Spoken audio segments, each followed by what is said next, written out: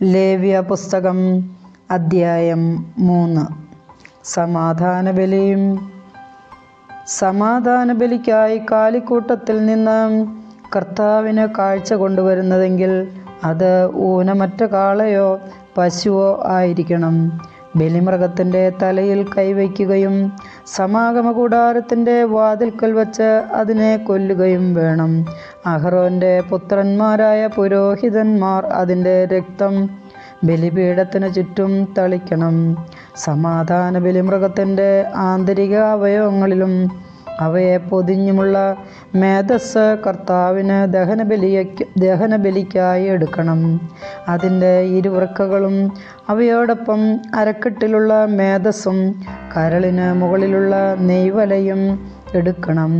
അഹറോൻ്റെ പുത്രന്മാർ അവ ബലിപീഠത്തിൽ വിറകിന് മുകളിൽ വച്ച് അഗ്നിയിൽ ദഹിപ്പിക്കണം. അത് ദഹനബലിയും കർത്താവിന് പ്രീതികരമായ സൗരഭ്യവുമായിരിക്കും. ആട്ടിൻകൂട്ടത്തിൽ നിന്നാണ് സമാധാന ബലിക്കായി കർത്താവിന് കാഴ്ച കൊണ്ടുവരുന്നതെങ്കിൽ അത് ഊനമറ്റ മുട്ടാടോ പെണ്ണാടോ ആയിരിക്കണം.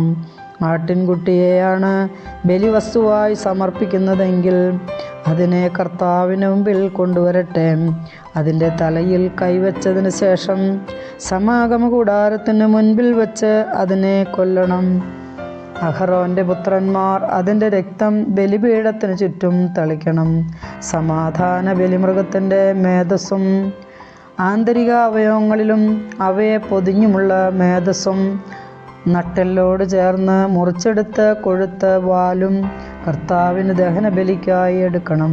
അതിൻ്റെ ഇരുവൃക്കകളും അവയിലും അരക്കെട്ടിലുമുള്ള മേധസ്സും കരളിന് മുകളിലുള്ള നെയ്വലയും എടുക്കണം. പുരോഹിതൻ അവ കർത്താവിന് ഭോജനബലിയായി ബലിപീഠത്തിൽ ദഹിപ്പിക്കണം. ബലിമൃഗം കോലാടാണെങ്കിൽ അതിനെ കർത്താവിന് മുമ്പിൽ കൊണ്ടുവരണം. അതിൻ്റെ തലയിൽ കൈവച്ചതിന് ശേഷം സമാഗമകൂടാരത്തിൻ്റെ മുൻപിൽ വച്ച് അതിനെ കൊല്ലണം. അഹറോൻ്റെ പുത്രന്മാർ അതിൻ്റെ രക്തം ബലിപീഠത്തിന് ചുറ്റും തളിക്കണം. അതിൻ്റെ ആന്തരികാവയവങ്ങളിലും അവയെ പൊതിഞ്ഞുമുള്ള മേധസ് മുഴുവനും കർത്താവിന് ദഹനബലിക്കായി എടുക്കണം. അതിൻ്റെ ഇരുവൃക്കകളും അവയിലും അരക്കെട്ടിലുമുള്ള മേധസ്സും കരളിനു മുകളിലുള്ള നെയ്വലയും എടുക്കണം. പുരോഹിതൻ അവ ബലിപീഠത്തിൽ വെച്ച് ദഹിപ്പിക്കണം. അത് കർത്താവിന് പ്രീതികരമായ സൗരഭ്യത്തിനായി അഗ്നിയിൽ സമർപ്പിക്കുന്ന ഭോജനബലിയാണ്. മേധസ് മുഴുവൻ കർത്താവിനുള്ളതത്രേ. രക്തവും മേധസ്സും ഭക്ഷിച്ചുകൂടാ എന്നത് നിങ്ങൾ വസിക്കുന്നിടത്തെല്ലാം തലമുറ തോറും എന്നേക്കുമുള്ള ഒരു നിയമമായിരിക്കും. കർത്താവിൻ്റെ വചനം.